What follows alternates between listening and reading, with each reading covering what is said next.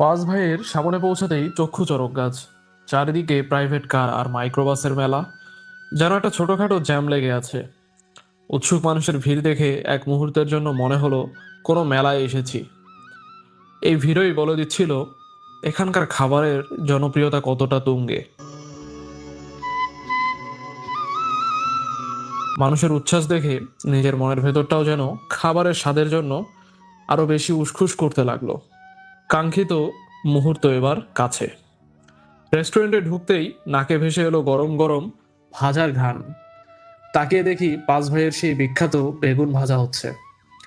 কড়াইয়ের উপর বেগুনের সেই জাদুকরী রূপ দেখে আমি যখন ক্যামেরাটা সামনে ধরলাম, শেফদের চেহারায় ফুটে উঠল লাজুক হাসি।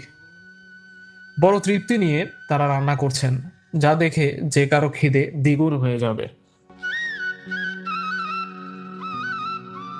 ভেতরে প্রবেশ করতেই এক বিশাল ক্রাউডি পরিবেশ। তিল ধারণের জায়গা নেই যেন। চারিদিকে শত শত মানুষের সমাগম আর কথা বলার গুঞ্জন। অনেকক্ষণ খোঁজাখুঁজির পর শেষমেশ একটা বসার জায়গা পেলাম। প্রিয় তারেক ভাইয়ের কাছে আগে থেকেই শুনেছিলাম এখানকার মাটন কালো ভুনা নাকি জগৎ বিখ্যাত। তাই আর দেরি না করে চট জলদি মাটন কালো ভুনার অর্ডার দিয়ে দিলাম। অর্ডার দেওয়ার কিছুক্ষণ পর একজন হাসি খুশি সম্মানিত চাচা আমাদের খাবারগুলো নিয়ে এলেন। একে একে কালো ভুনা থেকে শুরু করে সব পদ সামনে সাজানো হলো। বিশ্বাস করুন, প্রতিটি গ্রাস মুখে নেওয়ার পর মনে হলো, আহ, এ যেন এক পরম পরিতৃপ্তিকর ভোজনাহার। মাংসের সেই মশলাদার স্বাদ আর অতুলনীয় সুবাস মুখে লেগে থাকার মতো। খাবার শেষ হতেই আমাদের সেই সম্মানিত কাকা বললেন, বাবা, আমাদের এখানকার দই অনেক বিখ্যাত, একটু ট্রাই করে দেখেন। কাকার কথা ফেলতে পারলাম না। আলহামদুলিল্লাহ, দই মুখে দিয়েই আমি থমকে গেলাম। Just wow!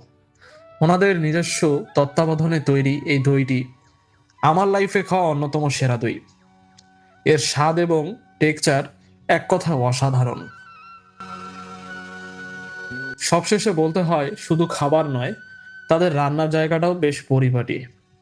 আর আমাদের যিনি খাবার পরিবেশন করেছেন, সেই ভদ্রলোকের ব্যবহার ছিল সত্যিই অমায়িক। যারা সিলেটে ঘুরতে আসবেন তারা সুযোগ পেলে অবশ্যই একবার এই পাঁচ ভাই রেস্টুরেন্টে খেয়ে যাবেন। ইনশাআল্লাহ আপনার ভ্রমণ সার্থক হবে এই রাজকীয় স্বাদের ছোঁয়ায়।